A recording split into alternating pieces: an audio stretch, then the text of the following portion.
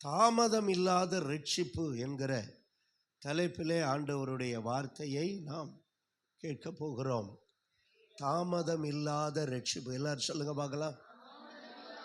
ஆமென். ஆண்டவர் சொல்றார் வாக்குத்தத்தத்தில், என்னுடைய ரட்சிப்பு தாமதிப்பதில்லை. எல்லாரும் வலது கரத்தை உயர்த்தி சொல்லுங்க, கர்த்தருடைய ரட்சிப்பு தாமதிப்பது இல்லை. அல்லேலூயா. வேதம் சொல்லுகிறது, தாமதிக்கிறார் என்று சிலர் எண்ணுகிறபடி இயேசு தம்முடைய வாக்குத்தத்தத்தை குறித்து தாமதமா இருக்கிறவர் அல்ல. அல்லேலூயா. ஆமென். அவர் தம்முடைய ரட்சிப்பை தீவிரமாய் நிறைவேற்றுகிறவர். ஆமென். அருமையானவர்களே, சங்கீதம் 3 அதிகாரம் 8வது வசனத்திலே ரட்சிப்பு கர்த்தருடையது என்று வேதம் சொல்லுகிறது. அல்லேலூயா சொல்லுங்க. ஆமென். மனுஷன் நிறைய காரியங்கள், அவனுடைய காரியங்களை நிறைய பார்க்கிறோம், ஆனால் ரட்சிப்பு மட்டும் கர்த்தருடையது. சிலர் சொல்லுவாங்கள்ல, மனுஷன் என்ன வேணாலும் செய்யலாம், ஆனால் மரித்து போன உயிரை மட்டும் என்ன செய்ய முடியாது. திரும்ப கொஞ்சம் வாயை தரங்க, இல்லாட்டி பின்னாடி போயிருங்க. இந்த சண்டே கிளாஸ் டீச்சர்ஸ் எல்லாம் கொஞ்சம் ஆன்சர் சொல்லுங்கள், இல்லைன்னா நீங்கள் அந்த கொஞ்சம் பின்னாடி போய் உட்காந்துக்கங்க. மற்றவங்களாவது பேசுகிறவங்களாவது முன்னாடி வந்து உட்காரட்டும். அல்லேலூயாவும் சொல்ல மாட்டேங்கிறீங்க, ஸ்தோத்திரமும் சொல்ல மாட்டேங்கிறீங்க, கைத்தட்டியும் கர்த்தரை மகிமைப்படுத்த மாட்டேங்கிறீங்க. ஓகேவா? ரட்சிப்பு யாருடையது? அதில் மட்டும் எவனும் கையவே வைக்க முடியாது. ஆமென் சொல்லுங்க பார்க்கலாம். ஏன்னா ரட்சிக்கிறவர் கர்த்தர்.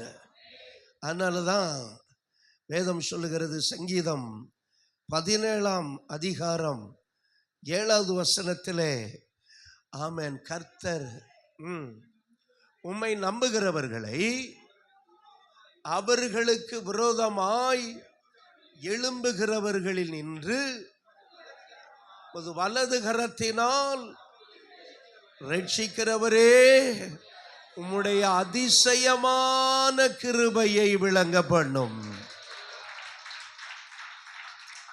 எல்லாரும் சொல்லுங்க, உம்முடைய அதிசயமான கிருபை. ஆமென். அது எதில் வெளிப்படுகிறது? ரட்சிப்பிலே வெளிப்படுகிறது. ஹல்லேலூயா. ஆமென். உம்மை நம்புகிறவர்களை அவர்களுக்கு விரோதமாக எழும்புகிறவர்களில் நின்று வலது கரத்தினால் தப்புவித்து ரட்சிக்கிறவர். எல்லாரும் சொல்லுங்க, தப்புவித்து ரட்சிக்கிறவர். ஆமென். ஹல்லேலூயா. ஆமென். அது மட்டுமல்ல, வேதம் சொல்லுகிறது, சங்கீதம் 107:19 107 அதிகாரம் 19வது வசனத்திலே என்ன தங்கள் ஆபத்திலே, ஆமா, கர்த்தரை நோக்கி கூப்பிடுறார்களா, அவங்கள அவர் என்ன செய்கிறாராம்? அவர்களை எல்லா இக்கட்டுகளுக்கும் நீங்களாக்கி ரட்சிக்கிறார். எல்லா இக்கட்டுகளுக்கும் கர்த்தர் தம்முடைய பிள்ளைகளை என்ன செய்கிறார்? நீங்களாக்கி ரட்சிக்கிறார். சங்கீதம் 145:19 அவருடைய பிள்ளைகளுடைய விருப்பத்தின்படி செய்து அவர்களை ரட்சிப்பார்னு ஒரு வசனம் இருக்கு பாருங்க. தமக்கு பயந்தவர்களுடைய விருப்பத்தின்படி செய்து அவர்களை ரட்சிக்கிறார். எப்படியெல்லாம் பண்ணி, இந்த ரட்சிப்புங்கிற வார்த்தை எந்தெந்த இடத்துலலாம் உபயோகப்படுத்தப்படுதுன்னு பாருங்க. ஆபத்தில் ரட்சிக்கிறார். அல்லேலூயா. விரோதமாக எழும்புகிறவர்கள் கையில் இருந்து கர்த்தர் என்ன செய்கிறார்? நம்ம என்ன செய்கிறார்? ரட்சிக்கிறார். அது மட்டுமல்ல, ஆமென், ஆமென், அவர் தமக்கு பயந்தவர்களுடைய விருப்பத்தின்படி செய்து அவர்கள் கூப்பிடுதலை கேட்டு அவர்களை ரட்சிக்கிறார். ஹல்லேலூயா. ஆமென். ஹல்லேலூயா. அவரே தப்புவிக்கிறவர், அவரே ரட்சிக்கிறவர். ஹல்லேலூயா. அதனாலதான் அந்த சமரியா பட்டணத்தில் உள்ளவங்க எல்லாம் சேர்ந்து என்ன சொன்னாங்கன்னா, இவர் யாருன்னு அவங்களுக்கு ஒரு ரெவலேஷன் வருது பாருங்க. யோவான் 4 அதிகாரம் 42வது வசனத்தில் அவங்க என்ன சொல்றாங்க? ஆமென். அவர்கள் என்ன சொல்றாங்க பாருங்க, அந்த ஸ்திரியை நோக்கி, உன் சொல்லி நிமித்தம் அல்ல,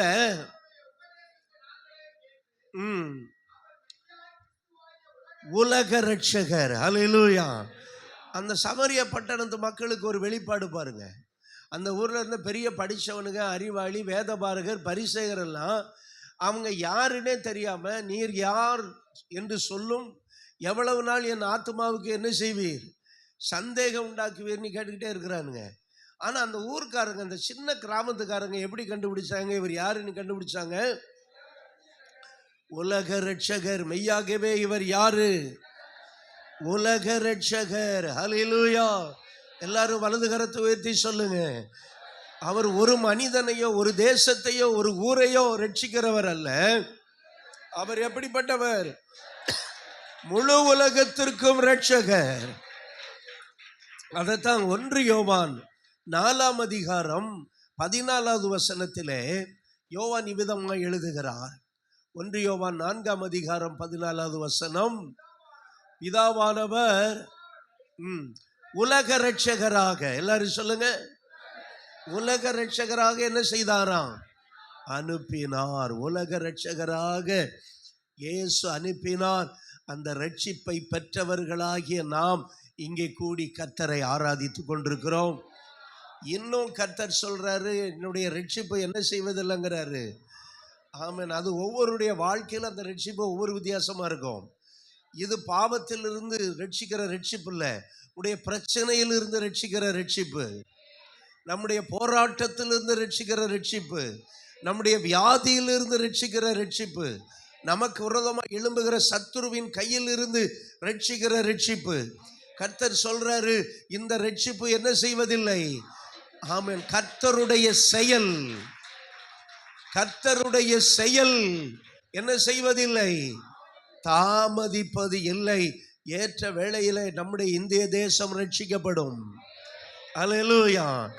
தேசத்தில் ஒரு பெரிய எழுப்புதலுக்கு, பெரிய ரட்சிப்புக்கு தேவன் தேசத்தை ஆயத்தப்படுத்தி கொண்டிருக்கிறார்.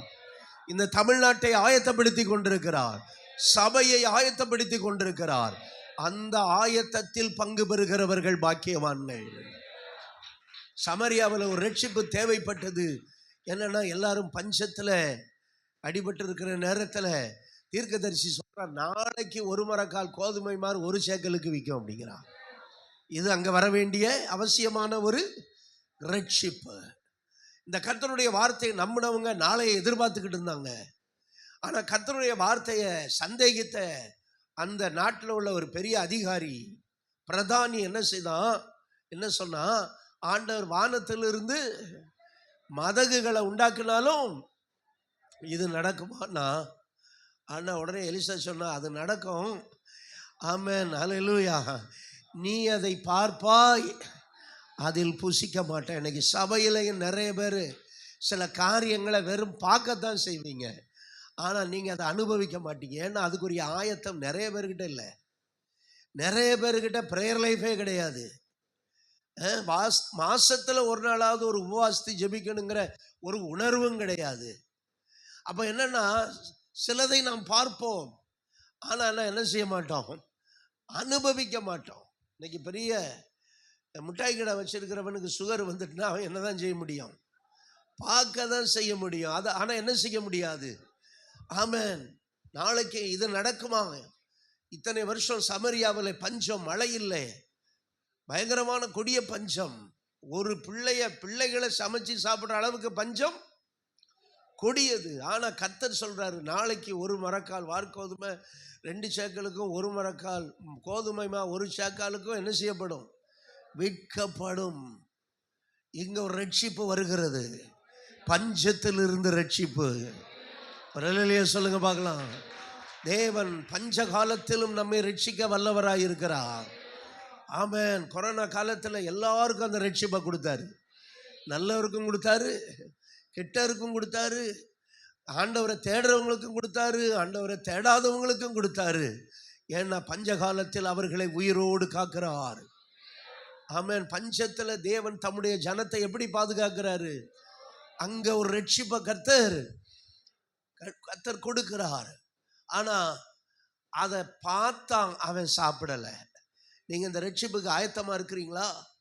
தேவன் உங்களுக்கு தரப்போகிற ஒரு பெரிய டெலிவரன்ஸ், ஒரு பெரிய ஆசீர்வாதம். ரெட்ஷிப்புங்கிறதுக்கு நிறைய வார்த்தைகள் இருக்கிறது. அது டெலிவரன்ஸை குறிக்கிறது, அது பிளெஸிங்ஸை குறிக்கிறது, ஒரு ஆசீர்வாதத்தை குறிக்கிறது. ஆனால் தேவன் ஆயத்தம் இல்லாதவர்களுக்கு அதை கொடுப்பது கிடையாது. ஆனால் அதை அவங்க பார்ப்பாங்க. ஆமென். ஜெபிக்கிறவன் ஆசீர்வாதமாக இருக்கிறத பார்ப்பாங்க. ஆனால் இவங்க அதில் அனுபவிக்க மாட்டாங்க. கர்த்தரை தேடுறவங்க ஆசீர்வாதமாக இருக்கிறத பார்ப்பாங்க. ஆனால் இவங்க இன்னும் கடைசி வரை வாடகை வீட்டில் தான் உட்காந்துக்கிட்டு இருப்பாங்க. வாடகை வீட்டில் தான் உட்காந்துக்கிட்டு இருப்பாங்க. இன்னும் அந்த பழைய நிலைமையில தான் உட்காந்துக்கிட்டு இருப்பாங்க. ஏன்னா எட் நாட் ப்ரிப்பேர்டு. இன்னும் அவங்க என்ன ஆகலை? ஆயத்தப்படவில்லை. டே பை டே நம்ம ஆயத்தமாக வேண்டும். ஏன்னா தேவன் இன்று முதல் ஒவ்வொரு நாளும் நம்மை ஆசீர்வதிக்கிறார். ஏதோ கிறிஸ்மஸுக்கு இல்லை, நியூ இயருக்கு இல்லை. இன்னைக்கு நிறைய பேர் என்ன நினைக்கிறாங்க, கிறிஸ்மஸுக்கு நியூ இயருக்கும் போயிட்டா அந்த வருடம் ஃபுல்லாக நமக்கு ஆசீர்வாதம் வந்துடும். தேவன் தினமும் ரட்சிக்கிறார். அவருடைய ரட்சிப்பு ஏதோ ஒரு வருஷத்துக்கு ஒரு நாள் அல்ல, தினமும் ரட்சிப்பு உண்டாகிறது. ஆமென். தினமும் ரட்சிப்பு உண்டாகுது. சிலர் சொல்லுவாங்க, எனக்கு ஹாஸ்பிட்டல் போனாலே கொமட்டிக்கிட்டு வரும்மா.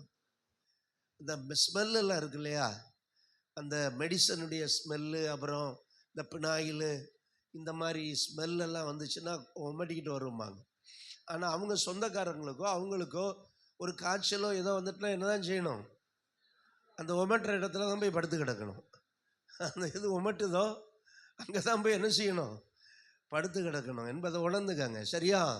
எனக்கு எதுவும் தேவையில்லை, உபவாச ஜபம் தேவையில்லை, சாயங்கால ஜபம் தேவையில்லை அப்படின்னு நிறைய பேர் புதுசாக கிளம்பி இருக்கிறீங்க.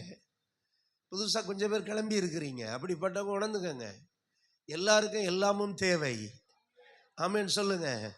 ஏதோ ஒரு குறிப்பிட்ட பேருக்கு தான் உபவாச ஜபம் சபையில் பாசம் நடத்துகிறான்னு நினைக்காதீங்க. எல்லாருக்கும் எல்லாம் தேவை. எல்லாரும் சொல்லுங்க பார்க்கலாம். அது மாதிரி தரிசன கூடுகை நடத்துகிறோம், அதான் நிறைய பேருக்கு உடன்பாடு கிடையாது. என்ன சொல்லுவாங்க? ஐ ஹேவ் நோ டைம் அப்படிம்பாங்க. எதுக்குமே டைம் இருக்காது. ஆராதனையில் வந்து உட்காரதுக்கு மட்டும்தான் டைம் இருக்குமா? எனக்கு அன்பானவர்களே, தேவன் நமக்கு கொடுக்கிற ரட்சிப்பை எல்லா விதத்திலும் நம்ம ரிசீவ் பண்ணிக்கிடணும். ஆமென் சொல்லுங்க.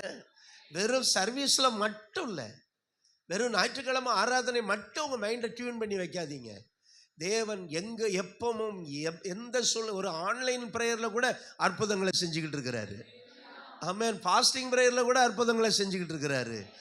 ஏன்னா ரட்சிப்பு கர்த்தருடையது. அவரை எப்பவும் அதை எந்த நேரத்திலும் செய்வார். ஒரு மனிதனை எப்போ ஆசீர்வதிக்கணும்னு அவருக்கு தெரியும். ஆனால் நம்ம மைண்ட் செட்டில் என்ன வச்சுருக்குன்னு தெரியுமா? என்ன நேரம் கிடைச்சாலும், எவ்வளவு சூழ்நிலை இருந்தாலும் நமக்கு அந்த ஞாயிற்றுக்கிழமை ஆராதனை தான், அதில் தான் ரட்சிப்புன்னு நினைக்கிறோம். நிறைய பேர் என்ன நினைக்கிறாங்க? நியூ இயர் சர்வீஸில் போனால் தான் ரட்சிப்புன்னு நினைக்கிறாங்க. அருமையானவர்களே, தேவன் எல்லா சூழ்நிலையிலும் அவர் ரட்சிப்பை நமக்கு வைத்திருக்கிறார். ஆமென். ஹல்லேலூயா. இந்த ரட்சிப்பு 3 விதத்திலே இப்பொழுது செயல்பட்டு கொண்டிருக்கிறது. அதை சுருக்கமாய் சொல்லி நான் முடிக்க போகிறேன். 1, ஆமென், ரட்சிப்பின் வல்லமை. இந்த ரட்சிப்பில் ஒரு பவர் இருக்கிறது, ஒரு வல்லமை இருக்கிறது. ஆமென் சொல்லுங்க பார்க்கலாம். ரட்சிப்பில் என்ன இருக்கு? வல்லமை இருக்கிறது. ரட்சிப்பு இலவசம் தான், ஆனால் அது காஸ்ட்லி. ரட்சிப்பு எளிமையானது தான், ஆனால் அதில் வல்லமை இருக்கிறது. எப்படிப்பட்ட வல்லமை பாருங்கள். ஒரு பிசாசனுடைய அடிமைத்தனத்தில் இருக்கிற ஒரு மனிதனை இயேசு தம்முடைய வார்த்தையை அனுப்பி ரட்சிக்கும் போது அங்கே தேவனுடைய ரட்சிப்பின் வல்லமை வெளிப்பட வேண்டும். இயேசுவை கல்லறையில் வைத்த பொழுது அவர் கல்லறையில் உட்கார்ந்திருக்கல, அவர் கீழே பாதாளத்தில் போய் அவர் காவலில் உள்ள ஆவிகளுக்கு பிரசங்கம் பண்ணினார். இப்போ 3ஆம் நாள் வருது. யூதருடைய வழக்கப்படி 3ஆம் நாள் வரும்போது இயேசு மேலே வர வேண்டும். ஆனால் பாதாள வல்லமைகள் என்ன செய்யறதுன்னா, இயேசுவை மேலே விடாதபடிக்கு. ஏன்னா இயேசு மேலே உயிர் தெழுந்தால்தான் அந்த ரட்சிப்புக்கு என்ன இருக்கு? வல்லமை இருக்கிறது. ஹல்லேலூயா. ஆமென். இயேசு உயிரோடு இருக்கிறதுனால தான் இன்னைக்கு இந்த ரட்சிப்புக்கு வல்லமை இருக்கிறது. ஆமென். அன்னைக்கு காந்தியடிகள் பெற்ற சுதந்திரம் இன்றைக்கும் எப்படி இருக்கிறது சொல்லுங்க? இன்றைக்கும் லைவா இருக்கிறது, இன்றைக்கும் வல்லமையா இருக்கிறது. ஆனால் காந்தியடிகள் இல்லை, மரித்து போனார். ஆனா அவர் மரித்த பிறகும் அவர் வாங்கின சுதந்திரம் இன்றைக்கும் உயிரோடு இருக்க. இன்னைக்கு பிறக்கிற பிள்ளையும் சுதந்திர காற்றை என்ன செய்கிறது? சுவாசிக்கிறது. இன்னும் 100 வருஷம் கழிச்சாலும் என்ன இருக்கு? அந்த சுதந்திரம் இருக்கு. ஆனால் இயேசு மரித்து அந்த ரட்சிப்பை அருளுகிறதற்கு அவர் உயிரோடு எழும்ப வேண்டும். ஆனா இப்ப என்ன பண்றாரு? நோவாவின் காலத்திலே கொஞ்சம் மீறின மக்களை தேவன் அவங்கள பாதாளத்தில் அடைச்சி வச்சிருந்தாரு. இப்ப தேவன் என்ன பண்றாரு? குமாரனை பாதாளத்துக்கு அனுப்பி அவங்களுக்கு ஒரு ரட்சிப்பின் சுவிசேஷத்தை கொண்டு போறாரு. அல்லேலூயா. இப்ப திரும்ப வரும்போது த அத்தாரிட்டி ஆஃப் த ஹெல், இந்த பாதாள வல்லமை இயேசுவை என்ன செய்ய விடல? மேலே போக விடல. இதெல்லாம் உபாச கூட்டத்தில் அடிக்கடி பேசியிருக்கிறேன். ஆனால் தேவன் தம்முடைய முழு வல்லமையும் அனுப்பி தன்னுடைய குமாரனை மேலே கொண்டு வந்தார். ரட்சிப்பின் அதிபதியை மேலே கொண்டு வந்தார். தேவன் அவருடைய மரண உபாதிகளின் கட்டை அவிழ்த்தார். அல்லேலூயா சொல்லுங்க பார்க்கலாம். அல்லேலூயா. இயேசுவை மேலே கொண்டு வந்த அந்த ரட்சிப்பின் வல்லமை, அந்த ரட்சிப்பின் வல்லமை இன்றைக்கும் ஜீவன் உள்ளதாக இருக்கிறது. அல்லேலூயா. அதனாலதான் இந்த ரட்சிப்பினுடைய வல்லமை இன்றைக்கும் வெளிப்பட்டு கொண்டே இருக்கிறது. ஆமென் சொல்லுங்க பார்க்கலாம். ஏசாயா 20ஆம் அதிகாரம் 6வது வசனத்திலே, ஏசாயா 20ஆம் அதிகாரம் 6வது வசனத்தில் தேவனுடைய ரட்சிப்பின் வல்லமையை பாருங்கள்.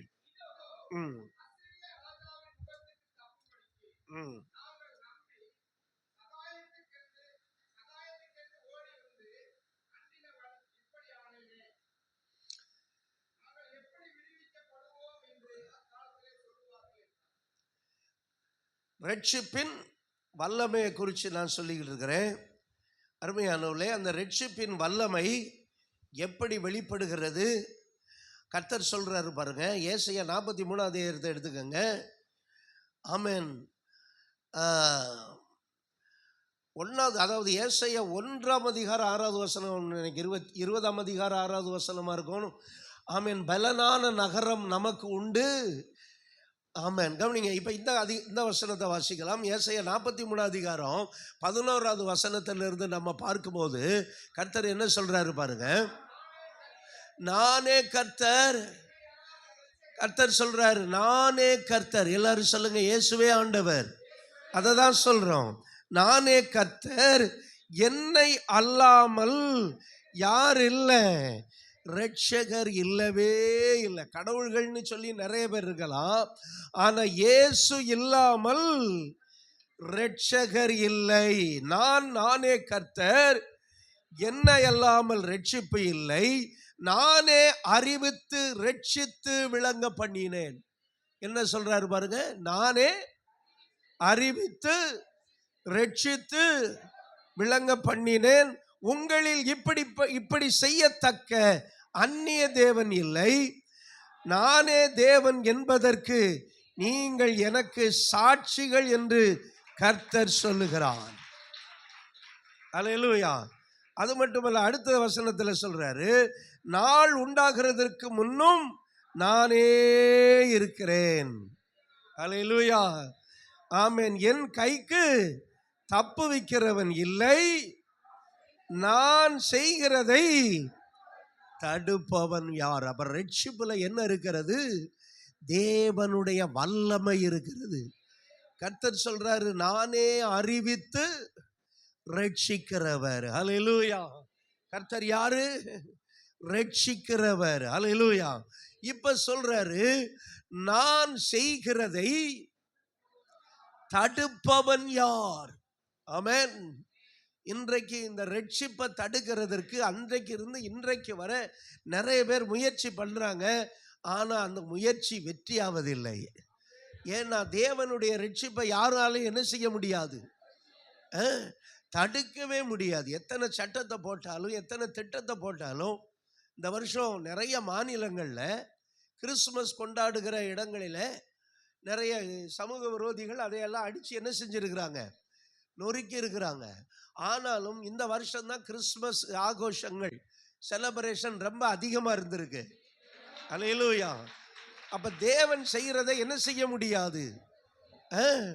தடுக்கவே முடியாது. கர்த்தர் சொல்றாரு, நானே அறிவித்து ரட்சிக்கிறவர் என் கைக்கு தப்புவிக்கிறவன் இல்லை, நான் செய்கிறதை தடுப்பவன் யார்? பாருங்க, இயேசு உயிர் தெழுந்த பிறகு திருச்சபை வேகமாய் வளர ஆரம்பிக்கிறது. நிறைய பேர் ரட்சிக்கப்பட்டு சபையில் என்ன செஞ்சுக்கிட்டு இருக்கிறாங்க? ஆமென், சேர்க்கப்பட்டு கொண்டிருக்கிறாங்க. ஆங்காங்கே சபை மக்கள் கர்த்தரை விடுதலையோடு ஆராதித்து கொண்டிருக்கிறாங்க.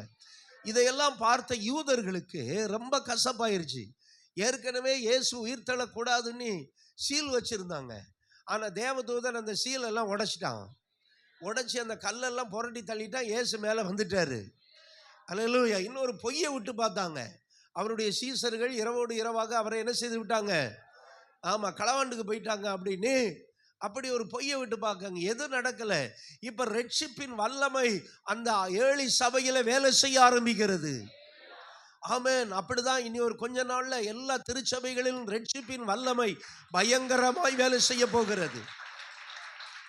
அல்லேலூயா. அதை யாராலும் என்ன செய்ய முடியாது? தடுக்க முடியாது. ஆதி சபை காலத்தில் நடந்த அதே எழுப்புதல் இன்றைக்கு கடைசி காலத்திலே வரப்போகிறது. ஆமென். தேவன் அதை செய்ய போகிறார். ஆமென். பாருங்க, அவங்கள பிடிச்சி ஜெயில போடுறாங்க. ஜெயில போட்டா அவங்களாவே வெளியே வந்து தெருவில் நின்று பிரசங்கம் பண்ணிக்கிட்டு இருக்கிறாங்க. அவங்களால என்ன செய்ய முடியல? ஒன்னும் செய்ய முடியல, தடுக்கவே முடியல. ஆனா அந்த காலத்துல ஒரு துடிப்பான வாலிபன் இருந்தான். அவன் பெயர் சவுல். அவன் நியாயப்பிரமாணத்தில் வளர்க்கப்பட்டவன், நல்ல பார்க்க அழகானவன், நல்ல படித்தவன், கமாலியல் பாதத்தில் அந்த காலத்தில் யூனிவர்சிட்டி முடிச்சவன். அப்படிப்பட்ட ஒரு பவர்ஃபுல் மேன். இந்த ரட்சிப்பை தடுக்கிறதுக்கு அவன் முயற்சி பண்ணி எங்கெல்லாம் ஜெபம் பண்றாங்களோ, எங்கெல்லாம் வொர்ஷிப் பண்றாங்களோ அங்கெல்லாம் போய் கலவரம் பண்றது, அவங்கள அடிக்கிறது, கொல்றது, இந்த வேலையை பார்த்துக்கிட்டு இருந்தான். சரி, எருசலேமில் எல்லாம் முடிச்சுட்டு இப்போ எங்க வந்துகிட்டு இருக்கிறான்? தமஸ்கு என்கிற பட்டணத்திற்கு அங்க உள்ள அதிகாரிகள்கிட்ட நிருபங்களை எல்லாம் வாங்கி தடுக்கிறதுக்கு வந்துகிட்டு இருக்கிறான். ஆனா கர்த்தர் சொல்றாரு, என் ரட்சிப்பை யாராலும் என்ன செய்ய முடியாது? தடுக்க முடியாது என்று கர்த்தரே சொல்லி இருக்கிறார். அல்லேலூயா. இவன் வேகமா வந்துகிட்டு இருக்கிறான், வேகமாய் வந்துகிட்டு இருக்கிறான். அப்போஸ்தலர் 1ஆம் அதிகாரம் 1வது வசனத்திலிருந்து நாம் பார்த்தோமானால், அவன் இப்படி வேகமாய் நிருபங்களை வாங்கிக்கிட்டு அவன் தமஸ்குவுக்கு குதிரையில வேகமாய் வந்து கொண்டிருக்கும் போது எதற்கு வர்றான்? ஆமென், தேவனுடைய சபையை என்ன செய்வதற்கு? துன்பப்படுத்துவதற்கு. ஆமென். ஆனா இப்ப என்ன நடக்கிறது? ஆமென், தேவனுடைய வல்லமை குறுக்கிடுகிறது. ஆமென் சொல்லுங்க. மதியான வெயில்ல வேகமா வர்றான். தமஸ்குவில் உள்ள விசுவாசிகள் எல்லாம் அடிச்சு நொறுக்கி சபையெல்லாம் கெடுக்கணும்னு வந்துகிட்டு இருக்கிற நேரத்தில் ஆமென், திடீரென்று மதியம் 12 மணிக்கு ஒரு பயங்கரமான பிரகாசம் சவுலை சந்திக்கிறது. அந்த ஒளி அவன் மேல பட்ட உடனே அவன் குதிரையிலிருந்து கீழே விழுந்தான். கீழே விழுந்த உடனே அவன் ஒரு சத்தம் கேட்கிறான், சவுலே சவுலே நீ ஏன் என்னை? ஆமென் ஆமென். உடனே அவன் தெரிஞ்சுக்கிட்டு இவன் ஆண்டவர் தான். உடனே அவன் சொல்றான், ஆண்டவரே நான் என்ன செய்ய? அவன் எவன் தடுத்தானோ அவனையே ஊழியக்காரனா மாத்தி விட்டுட்டார். அப்ப ரட்சிப்புக்கு என்ன இருக்கிறது? வல்லமை இருக்கிறது. நம்ம தான் செயல்படாம இருக்கிறோம். தேவனுடைய வல்லமை இன்னும் என்ன செய்யல? குறைந்து போகவில்லை. எப்படி நம்மை ஒரு வல்லமை, ரட்சிப்பின் வல்லமை ரட்சித்ததோ அதுபோல இந்த ஊர்ல இருக்கிற எல்லாரையும் தேவனுடைய வல்லமை ரட்சிக்க முடியும். அது எவ்வளவு பெரிய பணக்காரனா இருந்தாலும் தேவனுடைய வல்லமை அவனை சந்திக்க முடியும். ஏன்னா அந்த வல்லமைக்கு மட்டும் அணை போட்டு தடுக்க முடியாது, சட்டம் போட்டு தடுக்க முடியாது, திட்டம் போட்டு தடுக்க முடியாது. ஆனா ஒரே தடை சபைதான். அதுக்கு ஆமென் தானே. ரட்சிப்புக்கு தடையே சபைதான். ஏன்னா சபை ரட்சிப்பை மற்றவங்கள்ட்ட கொண்டு போல. இன்னைக்கு நான் ஆரம்பத்தில் சொன்ன மாதிரி சபைக்கு என்ன தேவை? ஒரு ஞாயிறு ஆராதனை தேவை. Church people need only one Sunday service. அது மட்டும் எங்களுக்கு போதும். ஞாயிற்றுக்கிழமை நாங்கள் வந்து ஒரு 2 மணி நேரம் உட்காரல, அதுதான் எங்களுக்கு தேவைன்னு. சபை தான் இன்னைக்கு தடை. இன்னைக்கு ஆர்எஸ்எஸும் பிஜேபியும் தடை கிடையாது. ஏன்னா அவங்களால தடுக்க முடியாது. நான் செய்கிறதை தடுப்பவன் யார் என்று ஆண்டவர் கேட்கிறார். எவனும் தடுக்க முடியாது. ஆனா ஒரு மனுஷன் அவனுக்கு கர்த்தர் செய்கிறத அவன் தடுக்க முடியும். ஆனா அடுத்தவனுக்கு செய்கிறதை அவன் தடுக்க முடியாது. கர்த்தர் இன்னொருவனுக்கு அற்புதம் செய்யறதை என்ன செய்ய முடியாது? தடுக்க முடியாது. அதே நேரத்தில் அவன் தனக்குத்தானே கர்த்தர் செய்கிறத என்ன செய்ய முடியும்? தடுக்க முடியும். இன்னைக்கு எழுப்புதலுக்கு தடை வேற எவனுமே கிடையாது. இன்னைக்கு திருச்சபையும் திருச்சபை தலைவர்களும் தான். அருமையானவர்களே, நம்ம எழும்பி செயல்படணும். வெறும் ஞாயிறு ஆராதனைக்கு வர்றவங்களை விசுவாசிங்கிற லிஸ்ட்ல வைக்காதீங்க. அவங்க எதுக்கும் பிரயோஜனம் இல்லாதவர்கள். அவர்களால் இயேசுவுக்கு எந்த பயனும் இல்லை. யோசிச்சு பாருங்க, அவங்களால இயேசுக்கு என்ன பிரயோஜனம் இருக்கு? ஒரு பிரயோஜனம் இல்லை. ஒரே ஒரு வாழ்க்கை, நாம் மற்றவர்களுக்கு பயனுள்ள வாழ்க்கை வாழ வேண்டும். வேணா ஒரு விசுவாசிங்கிற பேர்ல ஆண்டவர் பேர் நாங்கள் ஆசீர்வதிச்சிட்டாருங்க, ரொம்ப வீடு கொடுத்துட்டாரு, கார் கொடுத்துட்டாரு, அது கொடுத்தாரு, இது கொடுத்தாரு, அப்புறம் எனக்கு இதெல்லாம் தேவையில்லாத வேலை நீங்கள் நினச்சிங்கன்னா நீங்கள் இயேசுவுக்காக ஜீரோவாயிருவீங்க. ஆனால் ரட்சிப்புக்கு நான் தடையாக இருக்கக்கூடாது, திருச்சபை தடையாக இருக்கக்கூடாது. அல்லேலூயா. ரட்சிப்பை இந்த உலகத்திற்கு கொண்டு போக வேண்டும். ரட்சிப்பை கிராமத்திற்கு கொண்டு போக வேண்டும். ரட்சிப்பை தெருக்களில் உள்ளவர்களுக்கு கொண்டு போக வேண்டும். அதுக்கு தான் கர்த்தர் என்ன வச்சிருக்கிறாரு. ஏன்னா நம்ம வேற வீடு கட்டலையா? நம்மளை விட பெரிய வீடை கட்டலையா? பெரிய பென்ஸு காரு, ஆடி காரு, என்னென்னமோ சொல்கிறாங்களா, அதில் போகலையா? நம்மளை விட நல்லா தானே இருக்கிறாங்க. அப்புறம் எதுக்கு நம்மளை சபையில் வச்சிருக்கிறாரு? ஏதோ புது ட்ரெஸ்ஸும் வீடும் கொடுக்கறதுக்கு இல்லை, நம்ம மூலம் மற்றவர்களை ரட்சிப்பதற்காக. அல்லேலூயா. அருமையானவர்களே, அந்த வல்லமை நம்மிலிருந்து தான் வெளிப்பட வேண்டும். அந்த ரட்சிப்பின் வல்லமை நம்மிலிருந்து தான் வெளிப்பட வேண்டும். சபை, அதுக்கு தான் கர்த்தர் சபையே வச்சிருக்கிறாரு. என் பின்னே வாருங்கள், உங்களுக்கு காரு தருவேன், பங்களா தருவேன் இயேசு சொன்னாரா? அதெல்லாம் நீ வேலை செஞ்சு வாங்கிக்கோ, அதோட ஒரு ஆசீர்வாதம் உனக்கு கிடைக்கும். ஆனால் என் பின்னே வாருங்கள். ஆமா, இன்னைக்கு அரை மணி நேரம் சபையில வந்து ஜெபிக்க மனல்ல. ஒரு மாசத்துல ஒரு அரை நாள் உபவாசத்து ஜெபிக்க மனல்ல. ஆனா கர்த்தர் என்ன ஆசீர்வதிக்கணும். நான் இன்னும் வீடு கட்டணும், காடு மேல காடு வாங்க நினைக்கிறோம். இதெல்லாம் உலகத்துக்குரியது. நீங்க எவ்வளவு கஷ்டப்பட்டு 10 வீடு கட்டினாலும் இந்த உலகத்தை விட்டு போகும்போது அதை கொண்டு போகவே முடியாது. ஆனால் இயேசுவுக்காக எதை செய்தீர்களோ அதுதான் உங்களை பரலோகத்துக்கு கொண்டு போகும். அல்லேலூயா. ஆமென். ஆகவே ரட்சிப்பின் வல்லமையை எந்த அரசாங்கமும் தடுக்க முடியாது, எந்த கட்சியும் தடுக்க முடியாது. இன்னைக்கு நிறைய பேர் பயப்படுவாங்க, ஐயோ பிஜேபி வந்துட்டா என்ன பண்றது? எவன் வந்தா என்ன, நமக்கு என்ன? எவன் வந்தாலும் ரட்சிப்பை என்ன செய்ய முடியாது, தடுக்கவே முடியாது. தமிழ்நாட்டுக்காக ஜெபம் பண்ணுங்க. விஜய் வந்துடக்கூடாதுங்கிறாங்க ஒரு ஆள். ஏன்னா அவன் பிஜேபியில் இருக்கிறாப்புல. அதிமுக எவனை வந்தா என்ன, எல்லாம் கொம்பா இருக்கு. ரட்சிப்புக்கு முன்னாடி எவனும் நிற்க முடியாது. தேவனுடைய வல்லமைக்கு முன்னாடி அது எவன் ஏ டீமோ பி டீமோ எந்த டீமா இருந்தாலும் நிற்க முடியாது. கர்த்தர் அனுமதிக்காம திருச்சபையை தொடவும் முடியாது. கர்த்தர் அனுமதிக்காம தேவனுடைய ஜனத்தை தொடவும் முடியாது. அல்லேலூயா. ஆமென். அதனால நம்ம அதுக்கெல்லாம் பயப்பட வேண்டியதில்லை. அவர் வந்துடுவார், இவர் வந்துடுவார், அதுக்காக ஜெபம் பண்ணுங்க, இதுக்காக ஜெபம் பண்ணுங்க. ஜெபம் பண்ணணும். தீமை வரக்கூடாதுன்னு நம்ம என்ன செய்யணும்? அப்படியே தீமை வந்தாலும் அதை மேற்கொள்ள பவர் ஆண்டவர் திருச்சபைக்கு கொடுப்பார். அல்லேலூயா. ஏனென்றால் அவர் சொல்றாரு, இந்த கல்லின் மேல் என் சபையை கட்டுவேன். ஆமென். அது எவ்வளவு பெரிய பாதாள வல்லமை இருந்தாலும் அவருக்கு அதை பத்தி பிரச்சனையே கிடையாது. இயேசுநாதருக்கு பிரச்சனையே கிடையாது. அவருக்கு பிரச்சனை எல்லாம் நம்ம தான் அவருக்கு பிரச்சனை. செயல்படாதவர்கள். தாவீது எருசலேமை பிடிக்க போகும்போது எபூசியர்கள் ஒரு கூட்டம் மக்கள் இருந்து சொன்னாங்க, தாவீதே நீ இதை என்ன செய்ய முடியாது, பிடிக்க முடியாது. ஏன் பிடிக்க முடியாது? குருடரும் சப்பானிகளும் உன்னை என்ன செய்வார்கள், தடுப்பார்கள் அப்படின்னு சொல்றாங்க. நல்ல பலசாலிகள் உன்னை தடுப்பாங்கன்னு சொன்னா பரவாயில்ல. குருடரும் சப்பானிகள்னா விசன்லெஸ் பீப்புள், தரிசனமற்றவர்கள். சப்பானிகள் என்றால் என்ன? செயல்படாதவர்கள். செயல்படாதவர்களும் தரிசனம் உள்ளவர்களும் தான் தடையாயிருக்கிறார்கள். ஆனா ரட்சிக்கிறதுக்கு கர்த்தருக்கு என்ன இல்லை, தடையே இல்லை. அல்லேலூயா. அந்த ரட்சிப்பின் வல்லமையை எவரும் தடுக்க முடியாது. அதை கொண்டு போறதுக்கு தான் கர்த்தர் திருச்சபையை வச்சிருக்கிறாரு. ஆமென். சொல்லுங்க பார்க்கலாம். அல்லேலூயா. ஆமென். இரண்டாவது, ரட்சிப்பின் ஊற்று என்று வேதம் சொல்லுகிறது. ஆமென். ஏசாயா தீர்க்கதரிசியின் புத்தகம் 12ஆம் அதிகாரம் 3வது வசனத்திலே, நீங்கள் என்ன செய்வீர்கள், ரட்சிப்பின் ஊற்றுகளிலிருந்து மகிழ்ச்சியோடே தண்ணீரை மொண்டு கொள்ளுவீர்கள். எல்லாரும் சொல்லுங்க, ரட்சிப்பின் ஊற்றுகள். ஹல்லேலூயா. ரட்சிப்பின் ஊற்றுகள். ஆமென், ஆமென். ரட்சிப்பின் ஊற்றுகள். இதை தீர்க்க தரிசனமா ஏசாயா சொல்றான். ஏன்னா இயேசு கிறிஸ்து ஒரு ரட்சிப்பின் ஊற்றாய் மாறுகிறார். ஹல்லேலூயா, ஆமென். இப்ப சொல்றான், அந்த ரட்சிப்பின் ஊற்றில் இருந்து நீங்கள் என்ன செய்வீர்கள்? மகிழ்ச்சியோட தண்ணீரை என்ன செய்வீர்கள்? மொண்டு கொள்வீர்கள். ஹல்லேலூயா. அதைத்தான் இயேசு சொன்னார் யோவான் 7ஆம் அதிகாரத்தில்.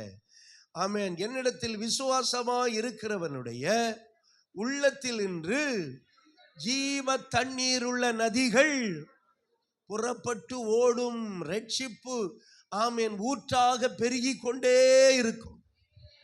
ஆமென். அந்த ஊற்றை என்ன செய்ய முடியாது? தூர்த்து போட முடியாது. தூர்த்து போட முடியாது. அந்த காலத்தில் ஒருத்தங்க பட்டணத்தை முற்றுகையிட்டா என்ன பண்ணுவாங்க? அந்த பட்டணத்தில் உள்ள மரத்தெல்லாம் வெட்டி போட்டுருவாங்க. அந்த பட்டணத்தில் உள்ள நீரூற்றுகளை எல்லாம் என்ன செஞ்சிருவாங்க? ஆமென், மூடி போட்டுருவாங்க. ஆனால் ரட்சிப்பை என்ன செய்ய முடியாது? தூர்த்து போடவே மூடி போடவே முடியாது. ஏனென்றால் ரட்சிப்பு ஒரு ஊற்றை போல, ஒரு ஊற்றிலிருந்து தண்ணீர் புறப்பட்டு வருவது போல அது வற்றாத ஊற்றாக இருக்கிறது. நான் சிறுவனாக இருக்கும்போது எங்கள் ஊரில் 7 மாதம் மழை பெய்யும். மழை பெஞ்சோன்னா பார்த்தீங்கன்னா பூமியிலிருந்து நீரூற்றுகள் எழும்பும். அது எழும்பி எப்படி அடிக்கும்னா நேராக அடிக்கும். பூமியிலிருந்து தண்ணியை குடிச்சு வச்சிரும். கீழே பாறை இருக்கும், போக முடியாது. அதிலிருந்து வெடிச்சு வர்றதான் நிலச்சரிவுன்னு சொல்லுவாங்க. ஏன்னா கீழே இருந்து தண்ணீர் குபு குபு குபு குபு குபு வரும். சில இடத்துல பீச்சு அடிக்கும். அந்த ஊற்றுகள் எவ்வளோ நாள் இருக்குன்னு நினச்சிங்க? ஒரு 3 நாள் தான் இருக்கும்.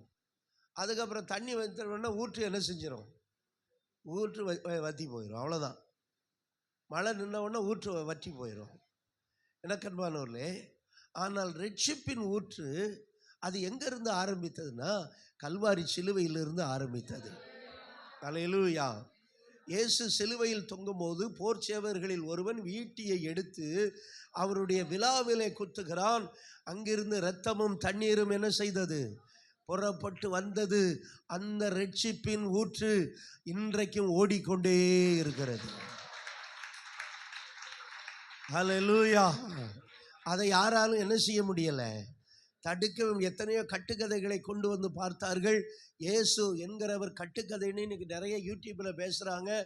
இயேசு மரிக்கவில்லை என்று முஸ்லீம்கள் சொல்லிக்கிட்டு இருக்கிறாங்க. எவ்வளவு கட்டுக்கதை சொல்லி ஊற்றை அடைக்க பார்த்தாலும் அதிலிருந்து நிறைய ஊற்றுகள் எழும்பி கொண்டே இருக்கிறது. ஹல்லேலூயா. நிறைய ஃபவுண்டைன் உருவாகி கொண்டே இருக்கிறது. ஆமென். ஒரு சபையும் ஒரு ரட்சிப்பின் ஊற்றா மாறுகிறது. ஒவ்வொரு தனி மனிதனும் ரட்சிப்பை கொடுக்கிறவனாய் மாறுகிறான். ஆமென் சொல்லுங்க. ஆனால் அந்த ரட்சிப்பின் ஊற்றை எல்லாம் யாரும் என்ன செய்ய முடியாது. ஆமென். 36:9 சங்கீதம் 36வது அதிகாரம் 9வது வசனம் விதமாய் சொல்லுகிறது பாருங்க. சங்கீதம் 36:9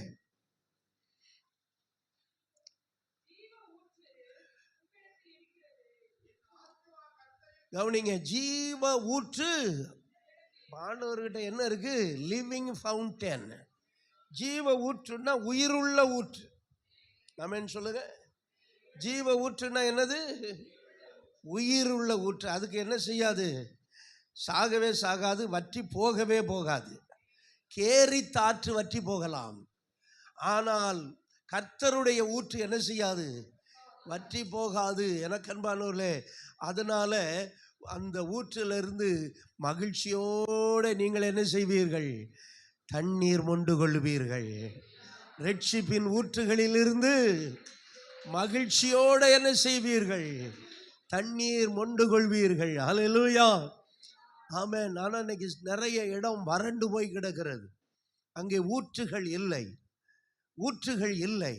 தேவன் அங்கே என்ன பண்றார் அப்படின்னா ரட்சிப்பின் ஊற்றுகளை அங்கே அனுப்புகிறார். ஆமென். பல வருடங்களுக்கு முன்னால பீகார்ல போன்ற வட நாடுகளிலே ரட்சிப்பின் ஊற்றுகள் இல்லை. அவங்களுக்கு ஒண்ணுமே தெரியாது, வெறும் இன்னோசன்ட் பீப்புள். ஆனால் தேவன் ஊழியக்காரர்களை அனுப்பினார். ஆமென் தமது ஊழியக்காரர்களை அனுப்பினார். பீகாருக்கு அகஸ்டின் ஜெபக்குமார்ங்கிற ஒரு ஊழியக்காரர் போனார். அங்கே போனால் இப்பெல்லாம் நீங்க போய் பார்ப்பீங்கன்னா ஒரு கவர்மெண்டே அவர் வச்சிருக்கிறார்.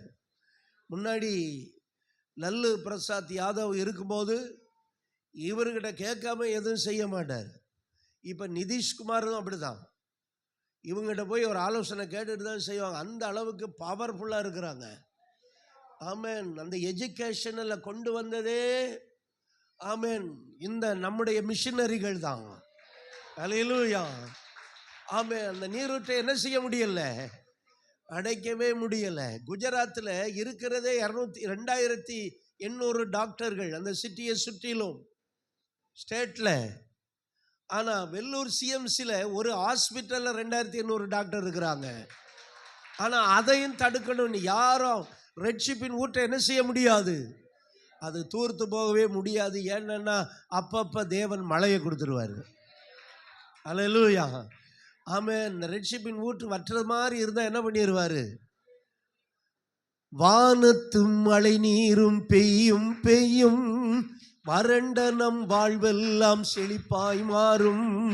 உள்ளங்கை மேகத்தை காட்டுவார், வெள்ளம் போல் மழையையும் ஊற்றுவார்.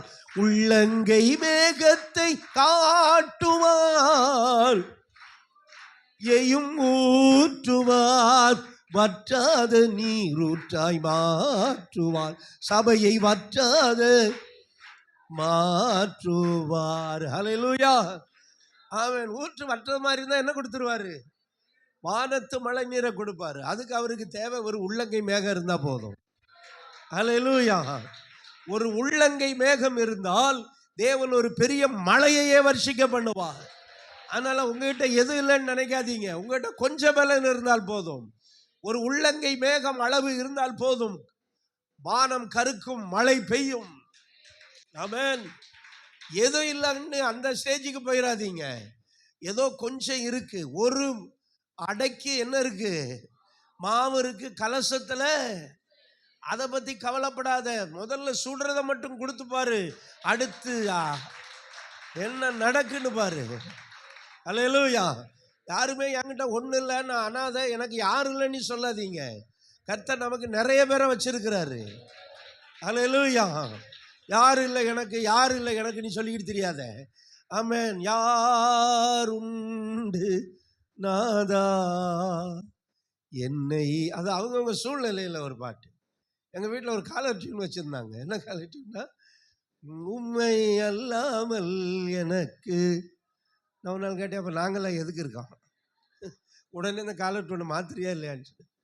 அப்புறம் இப்போ என்ன பாட்டுனா, அதிசயங்கள் செய்கிறத வச்சுருக்கிறேன். சில இந்த மாதிரி ஒரு சீன் விட்டுக்கிட்டு தெரிகிறது. என்ன சீன் விடுறேன், ஏசுநாதரே உன் கூட இருக்கும்போது பின்ன யார் வேணும். அல்லேலூயா.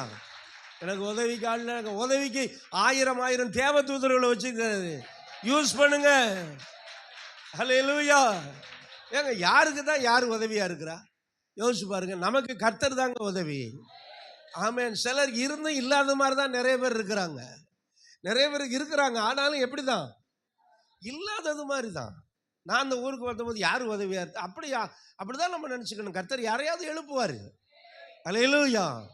ஆமென். எனக்கு யார் இருக்கா, யார் இருக்கா, யார் இருக்கான்னா, அப்போ ஏசுநாதரே மட்டம் தட்டுற மாதிரி. வேதம் சொல்லுகிறது, நீங்கள் சீயோன் மலையினிடத்திற்கும் 1000 தேவதூதரிடத்திற்கும். இந்த வசனமெல்லாம் உங்களுக்கு தெரியுமா? எத்தனை தடவை சொல்லிருக்கேன். வந்து சேர்ந்தீர்கள். எங்க வந்து சேர்ந்தீங்க? சீயோன் மலையில் ஆபேலின் ரத்தம் பேசினதை பார்க்கிலும் நன்மையானதை பேசுகிற இயேசுவின் ரத்தத்தினிடத்திற்கும் சீயோன் மலையினிடத்திற்கும் 1000 10,000 தேவதூதர்களிடத்திற்கும் நீங்க உள்ள வந்துட்டீங்கன்னா அத்தனை செக்யூரிட்டி தேவதூதர்கள் இருக்கிறாங்க. இதை வச்சுக்கிட்டு எனக்கு யார் இருக்கா, யார் இருக்கா, யார் இருக்கான்னு இருக்கக்கூடாது. நாம தான் மற்றவங்களுக்கு உதவி செய்கிறவர்களாய் மாற வேண்டும். அல்லேலூயா சொல்லுங்க பார்க்கலாம். அல்லேலூயா. அருமையானவர்களே, அந்த ரெட்ஷிப்பிலே ஆமென் தேவன் தருகிற ஒரு மகிழ்ச்சியை நாம் அனுபவிக்கணும். எப்போ பார்த்தாலும் சீன் விட்டுக்கிட்டு தெரியக்கூடாது, யார் இருக்கா எவர் இருக்கா அப்படின்னு. தேவன் நமக்கு ரெட்ஷிப்பாக இருக்கிறார். அல்லேலூயா. ஆமென். அவரை தவிர வேற யாரும் நமக்கு தேவையும் இல்லை. நிறைய ஜீவ ஊற்றுகளை கர்த்தர் வச்சிருக்கிறார். ஜீவ ஊற்றுகள் உம்மிடத்தில் இருக்கிறது. இன்னைக்கு நம்முடைய சபையில கூட நிறைய லிவிங் ஃபவுண்டனை வச்சிருக்கிறாரு. நல்லா ஆன்லைன்ல டெய்லி ஜெபிக்கிற மக்களை வச்சிருக்கிறாரு. இதை விட என்ன வேணும்? உபாச கூட்டத்தில் ஜெபிக்கிற ஒரு சின்ன டீமை வச்சிருக்கிறாரு. செகண்ட் சாட்டர்டே பிரேயருக்குன்னே கொஞ்சம் பேரை வச்சிருக்கிறாரு. ஆமென். கொடுக்கிறதுக்கு வச்சிருக்கிறாரு, ஜெபிக்கிறதுக்கு வச்சிருக்கிறாரு. ஹல்லேலூயா. ஆமென். ஆகவே தேவன் நிறைய ஊற்றுகளை இன்னைக்கு உருவாக்கி வச்சிருக்கிறார். வறண்டு போன இடங்களிலே நிறைய ஊற்றுகள் உருவாகி கொண்டிருக்கிறது. நான் சொன்னல, வட இந்தியாவில் எல்லாம் இன்றைக்கு தமிழர்கள் போய், மலையாளிகள் போய் நிறைய ஜீவ ஊற்றுகள். அங்கே பஞ்சாபெல்லாம் பார்த்தீங்கன்னா கொஞ்ச நாள் அது கிறிஸ்தவ மாநிலமாக மாறப்போகிறது. சீக்கியர்கள் அல்லேலூயா எல்லாம் ரட்சிக்கப்பட்டுக்கிட்டு இருக்கிறாங்க. கர்த்தர் ரிவைவலை கொடுத்துக்கிட்டு இருக்கிறாரு. அடுத்து நம்ம தமிழகத்தில் ஒரு பயங்கர எழுப்புதல் வரப்போகிறது. ஆமென். நம்முடைய தமிழகம் இந்த ஆட்சியில் இந்தியாவிலே பொருளாதாரத்தில் 2வது மாநிலமாக மாறிடுச்சு. உங்களுக்கு டவுட் இருந்தால் நீங்கள் ஏஐயில் கேட்டு பாருங்கள், தமிழ்நாட்டின் சிறப்பு என்னன்னு கேட்டு பாருங்கள்.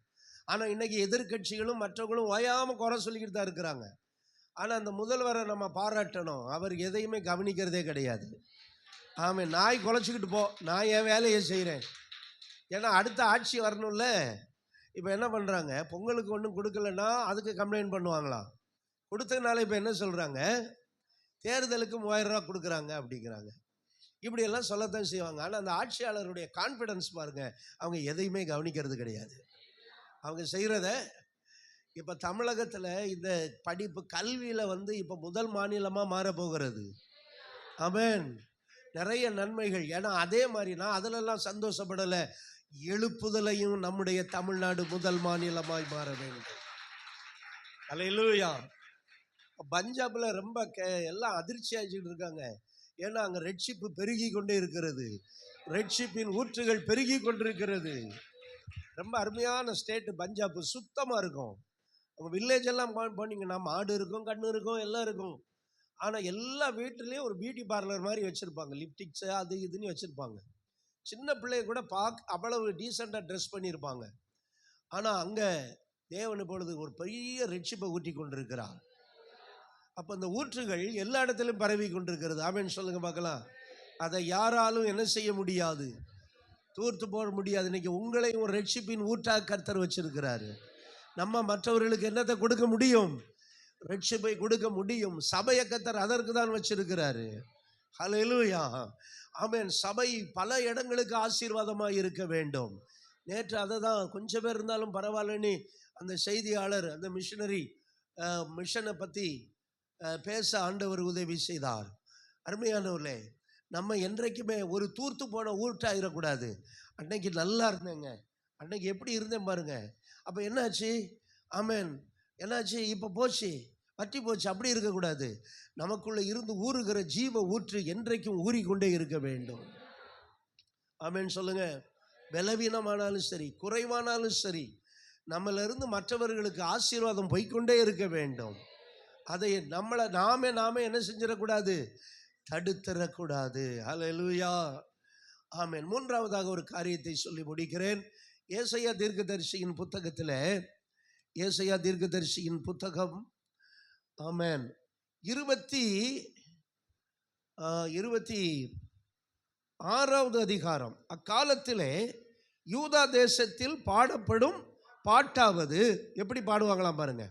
பெலனான நகரம் நமக்கு உண்டு, ரட்சிப்பையே அதற்கு மதிலும் அரணுமாக ஏற்படுத்துவார். ஹல்லேலூயா.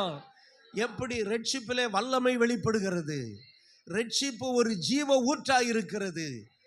ஆமென். 3வதாக ரட்சிப்பு ஒரு மதிலாய் இருக்கிறது. ஆமென் சொல்லுங்க பார்க்கலாம். ஆமென். என் அன்பு தேவனுடைய பிள்ளைகளே, ஆமென். தாவீது சொல்றான். ஆமென். என்ன சொல்றான் பாருங்க. ஆண்டவர்கிட்ட 51ஆம் சங்கீதத்தில் அவன் பாவ அறிக்கை பண்ற ஜபத்தில் அவன் கடைசி அந்த 18வது வசனத்தில் சொல்றான், எருசலேமின் மதில்களை கட்டுவீராக. எருசலேமின் மதில். இவன் எங்கே எருசலேமின் மதிலை கட்ட போற? இவன் வாழ்க்கையில் உள்ள மதில் இடிஞ்சு போச்சு. இவன் வாழ்க்கையில் மதில் இப்போ என்ன செய்யப்பட வேண்டும்? கட்டப்படணும். ஏன்னா ரெட்ஷிப்பு எப்படி இருந்துச்சு? முதல்ல அவனுக்கு மதிலா இருந்தது. இன்னைக்கு கர்த்தர் நம்மளை மதிலாய் பாதுகாக்கிறார். அதற்கு சுற்றிலும் கர்த்தர் எப்படி இருக்கிறாராம்? அக்கினி மதிலாய். அல்லேலூயா. எனக்கு ஃபாதர் பாட்டில் எனக்கு ரொம்ப பிடிச்ச பாட்டு இந்த பாட்டும் தான். அக்கினி மதில் நீரே எங்கள் ஆறுதல் மழை நீரே, இக்கட்டில் துணை நீரே, இருளில் வெளி. அக்கினி மதில். அல்லேலூயா. அக்கினி மதில். நான் ஒரு வீட்டுக்கு ஜெபம் பண்ணும்போது, நம்ம விசுவாசி வீட்டுக்கு ஜெபம் பண்ணும்போது ஆண்டவர் சொன்னார், இந்த வீட்டுக்கு சுற்றிலும் நான் அக்கினி மதிலாக இருக்கிறேன். இந்த மாதிரி உங்கள் வீட்டுக்கு வந்தோன்னா பாஸ்டருக்கு வெளிப்பாடு கிடைக்கணும். இன்னும் ஒரே இருட்டாக இருக்குது, ஒரே ஜெபமே ஃப்ளோ இங்கே வர மாட்டேங்குது அப்படின்னு இருக்கக்கூடாது. சில வீட்டில் போனால் ஃப்ளோவே வராது, ஏதோ ஒன்று கட்டாக இருக்கும். அப்படி நம்ம சொல்லக்கூடாது. ஆனாலும் அந்த வீட்டில் ஜெபம் ஒன்று ஒழுங்கு இல்லைன்னா அப்படி இருக்கும். ஜெபம், பைபிள் ரீடிங்கு, ப்ரைஸிங்கு, கிவ்விங்கு, லவ்விங்கு, இந்த மாதிரி இல்லைன்னா அந்த வீட்டில் ஒரு மாதிரி இருக்கும் நம்ம ஜெபம் பண்ணாலும். ஆனால் சில வீட்டில் போனோன்னா வார்த்தைகள் அப்படியே கிடைக்கும், வார்த்தைகள் கிடைக்கும். அல்லேலூயா. ஆமென். அப்போ தேவன் அங்கே எப்படி இருக்கிறார்? இந்த வீட்டை சுற்றிலும். ஆமென். உங்கள் வீட்டை சுற்றிலும் அக்கினி மதிலாக இருக்கிறார். ஆமென். ஒருத்தனும் உங்கள் வீட்டுக்குள்ளே நுழையவே முடியாது. கரண்ட் வேலி. உங்கள் வீட்டை சுற்றிலும் என்ன போட்டிருக்கிறாரு சொல்லுங்க? மின்சார வேலி. சுத்த தமிழ். மின்சார வேலியை சுற்றி போட்டு விட்டுருக்கிறாரு. அதனால தீய சக்திகள் என்ன செய்ய முடியாது? நுழைய முடியாது. கண்ணமிட்டு திருடுகிறவர்கள் என்ன செய்ய முடியாது? உள்ளே வர முடியாது. பாருங்க, எங்கள் வீட்டு மேலே அந்த ஃப்ரண்டில் ஒரு எக்ஸைட் ஒரு வாசல் இருக்கா, அதில் அந்த சீரியல் லைட்டெல்லாம் போடுறதுக்கு போவாங்க. அது வெறும் பிளாஸ்டிக் டோர். அது ஒரு வீட்டுக்கு கதவை, பாத்ரூம் கதவை கொண்டு அங்கே போட்டு வச்சுருக்கிறேன். பிளாஸ்டிக் கதவு. ஒரு இப்படி குத்துனா போதும், என்ன செஞ்சிடும்? உடஞ்சிரும். சரி, நான் எங்கே இப்படியே வேணா மேலே ஏறி வர போகிறானா? என் வீட்டில் சொல்லுவாங்க, அதை மாற்றி ஒரு இரும்பு கதவு போடுங்க அப்படின்னு சொல்லிக்கிட்டே இருப்பாங்க. இன்னும் போடவே இல்லை. ஆனால் இப்போ இந்த இன்டர்நெட் கனெக்ஷன் கொடுக்குறவன் அது பக்கத்தில் கொண்டு ஒரு பில்லரை கொண்டு விட்டுட்டான். நீங்கள் ஏத்தாப்பில் பார்த்தீங்கன்னா தெரியும், ஒரு கம்பியை கொண்டு எங்கே கொண்டு விட்டுட்டான்? அந்த மாடியில். இப்போ எவனாவது ஈஸியாக ஏறி என்ன செஞ்சிடலாம்? மாடிக்கு வந்து கதவை தள்ளிட்டு உள்ளே வந்துடலாம். இப்போ இவ்வளோ டேஞ்சராக இருக்குது வீடு. ஆனாலும் அதை சுற்றிலும் என்ன இருக்குது? அக்கினி மதிலாக இருக்குது. அல்லேலூயா. ஆமென். ஆமென். தொட்டா செத்தா. ஷாக் அடிக்குமா? தொட்டா செத்தா. இப்படி தான் ஒவ்வொரு வீட்டை சுற்றிலும் கருத்து இன்விசிபிள் போட்டு வச்சிருக்கிறேன். இன்விசிபிள் ஃபென்ஸ் போட்டு வச்சிருக்கிறாரு. ஆமென். ஹல்லேலூயா. ஆமென். நீங்கள் உங்கள் ஆண் மக்கள் கர்த்தரை தேட போனாலும் உங்கள் தேசத்தை ஒருவனும் என்ன செய்வதில்லை? இச்சிப்பதில்லை. சிலர் வீட்டை விட்டு வெளியே வர்றது கிடையாது, குடும்பமாக வர்றது கிடையாது. பயம். ஏன்னா வீட்டை உடைச்சி என்ன செஞ்சிருவான்? தங்க செயினெல்லாம் எடுத்துகிட்டு போயிடுவான்னு ரொம்ப பயப்பட்டுக்கிட்டு இருக்கிறாங்க. சிலர் நைட்டுக்கு எந்த மாலை கூட்டத்துக்கே வரமாட்டாங்க. நீ அப்படி வீட்டை நீ பாதுகாத்துக்கிட்டு இருந்தால் தான் உறங்கும் போது எவனா வந்து சுட்டிட்டு போயிடுவேன். ஒரு திருடன் வந்து திருடி இருக்கிறான். எப்போனா சாயங்காலத்தில் ஒரு 8 மணிக்கு ஒரு முக்கியமான தொடர் ஓடிக்கிட்டு இருக்கிற நேரம். அந்த தொடர் ஓடிக்கிட்டு இருந்தா அதில் குடும்பமே எப்படி இருக்கு? குடும்பமே அதில் மூழ்கி இருக்கு. அவன் நைஸாக வந்து அந்த சாவியை எடுத்து திறந்து நகையெல்லாம் எடுத்துகிட்டு போயிட்டானா. அது பேப்பரில் போட்டிருந்தான் இல்லையா? ஏன்னா அந்த மேலே அவ்வளோ கவனம். அருமையானவர்களே, இன்றைக்கு தேவன் அவருடைய பிள்ளைகளுக்கு சுற்றிலும் எப்படி இருக்கிறாரு? ஆமாம், மதிலாக இருக்கிறாரு. அதுதான் ரெட்ஷிப்பின் மதில். அல்லேலூயா. நம்ம பெற்ற ரெட்ஷிப்பு இடிந்து போன மதிலாக போயிடக்கூடாது. அது இடிஞ்சு போனாலும் மறுபடியும் எழுத்து என்ன செஞ்சிடணும்? கட்டிடணும். கட்டிக்கிட்டே இருக்கணும். சாத்தான் என்ன செஞ்சுக்கிட்டே தான் இருப்பான்? இடிச்சுக்கிட்டே தான் இருப்பான். இந்த எறும்பு கரையம் புத்து பாருங்க, என்ன பண்ணுவாங்க? போன கையை வச்சு ஒரு காலை வச்சு ஒரு எத்துவாங்க பாரு. ஒரு ஏற்றிட்டு போவான். கரையம் என்ன செய்யும்? மறுபடியும் என்ன செய்யும்? கட்டிக்கிட்டே இருக்கும். அது மாதிரி சாத்தா நம்முடைய ரட்சிப்பின் மதில லேசை இடிக்க பார்த்தாலும் நம்ம மறுபடியும் என்ன செஞ்சுக்கிட்டு இருக்கணும்? கட்டி எழுப்பணும். ஆண்டவர் கட்டி எழுப்புவார். தாவீதினுடைய மதில் இடிஞ்சு போச்சு. எருசலேம் நல்லா தான் இருக்கு. இவர் ரொம்ப எருசலேமின் மதில கட்டுவேங்கிறார், கெட்டுங்கிறார். ஓ மதில கட்டுன்னு சொல்லு. அப்படி கம்பேர் பண்ணுறான் பாருங்க. ஏன்னா ஒரு தலைவனுடைய விழுகை ஒரு தேசத்தின் விழுகை, ஒரு தலைவனுடைய விழுகை ஒரு தேசத்தின் விழுகை. அதனால இப்போ எருசலேம் நல்லா தான் இருக்குது. இப்போ என்ன சொல்கிறான்? இவன் விழுந்து போனான், இவன் மதில் உடைஞ்சு போச்சு, இவன் மதில் இடிஞ்சு போச்சு. இவன் நல்லா கட்டி வச்சிருந்த மதில் இவன் செஞ்ச பாவத்தினால என்ன செஞ்சிருச்சு? இடிஞ்சு இப்போ இடிஞ்சு கல்லு மேடாக கிடக்குது, மேடும் கல்லுமா கிடக்குது. இப்போ ப்ரேயர் பண்ணுறான், ஆண்டவரே எருசலேம் மதிலை கட்டுவீராக, அப்பொழுது சகன பலியும் சர்வாங்க தகன பலியும் ஆகிய நீதியின் பலிகளில் பிரியப்படுவீர், முது பீடத்தின் மேல் காளைகளை கட்டுங்கப்பான்னு கேட்கிறான். இந்த ஒரு ஜபம் தான் அவனை மாற்றி ஆண்டவருடைய இருதயத்துக்கு ஏற்றவனாக அவனை மாற செய்தது. அதனால எங்கேயாவது இடிஞ்சு கிடந்துச்சுன்னா, எங்கேயாவது ஒரு எவனாவது போகும்போது கூட இடிச்சு விட்டு போயிடுவான். இடிச்சு விட்டு போனான்னா உடனே அதை கட்டுறதுக்கு நம்ம முயற்சி பண்ணணும். சாத்தான் சைஸாக இடிச்சு விட்டு போவான். அவனுடைய வேலையே என்ன வேலை தான். ஆனால் கர்த்தருடைய வேலை என்ன வேலை? அவர் கட்டுகிறவர், எருசலேமை கட்டுகிறவர், உங்க குடும்பத்தை கட்டுகிறவர், சபையை கட்டுகிறவர். ஆமாம், எத்தனை பேர் இடிக்க நினைச்சாலும் சபையை இடிக்கவே முடியாது. அப்படி நினைச்சவங்கெல்லாம் பாவம் ரொம்ப கஷ்டப்படுவாங்க. அதனால இப்போ நம்ம எதுவும் ஆக்ஷன் எடுக்கிறது இல்லை. ஆக்ஷன் எடுக்கிறதுனா என்ன? பரலோகத்துக்கு தெரியப்படுத்திட்டா போதும், அவர் பார்த்துக்குவார். அல்லேலூயா. ஆமென். மானசேரில் கூட யாரோ டிஸ்டர்ப் பண்ணிக்கிட்டே இருக்காங்களா, எப்போ எனக்கு உணர்த்துதல் வருதோ அப்போ நான் பரலோகத்துக்கு தெரியப்படுத்துவேன். அப்போ அதோட என்னாகும்? பிரச்சனை தான் நமக்கு தீரும். அதனால் உடனே அவங்க செத்து போயிடுவாங்க நீங்கள் நினைக்கக்கூடாது. அப்படியெல்லாம் நம்ம இல்லை, நம்மளை தான் பாதுகாக்கணும். அல்லேலூயா. நமக்கு விரோதமாக உருவாக்கப்படும். ஆமாம், அருமையானவர்களே, இன்றைக்கு தேவன் என்ன செய்கிறாருன்னா, அந்த ரெட்ஷிப்பில் ஒரு மகிழ்ச்சியை நமக்கு கொடுக்கிறார். அல்லேலூயா சொல்லுங்க பார்க்கலாம். உமது ரெட்ஷிப்பில் மகிழ்ந்து உம்முடைய நாமத்திலே நாங்கள் கொடியேற்றும். ஒரு விசுவாசிக்கு இருக்க வேண்டியது என்னன்னா, அந்த ரெட்ஷிப்பின் மகிழ்ச்சி குறைஞ்சு போகவே கூடாது. அல்லேலூயா. அப்போதான் அந்த ரெட்ஷிப்பிலிருந்து வல்லமை வெளிப்படும். அப்போதான் அந்த ரெட்ஷிப்பிலிருந்து ஜீவ ஊற்று உண்டாகும். அப்போதான் அந்த ரெட்ஷிப்பு நமக்கு எப்படி இருக்கும்? சுற்றிலும் மதிலாயிருக்கும். அல்லேலூயா. ஒரு சிறைச்சாலைக்காரன் ரட்சிக்கப்பட்ட உடனே அப்போஸ்தலர் 16:34 சொல்லுகிறது, அவன் விசுவாசம் உள்ளவனாகி மனமகிழ்ச்சியாயிருந்தான். ரட்சிப்பு எதுல வெளிப்படும் தெரியுமா? நீங்கள் எப்பொழுதும் மகிழ்ச்சியா இருக்கிறதுனால. அல்லேலூயா.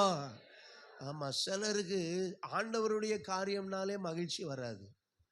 இவ்வளவு நேரம் உட்காந்து ஜெபம் பண்ணணுமா, இவ்வளவு நேரம் பாட்டு பாடணுமா, அந்த மகிழ்ச்சியே இருக்காது. பாருங்க, அவங்க வறண்ட நிலை மாதிரி இருப்பாங்க, வறண்ட நிலை மாதிரி இருப்பாங்க. ஆனால் ரட்சிப்பில் நமக்கு என்ன உண்டாக வேண்டும்? மகிழ்ச்சி உண்டாக வேண்டும். அல்லேலூயா. ஆமாம், ரட்சிப்பும் நாமும். ரட்சிப்பில் நம்ம எப்பவும் மகிழ்ச்சி அடைஞ்சிக்கிட்டே இருக்கணும்.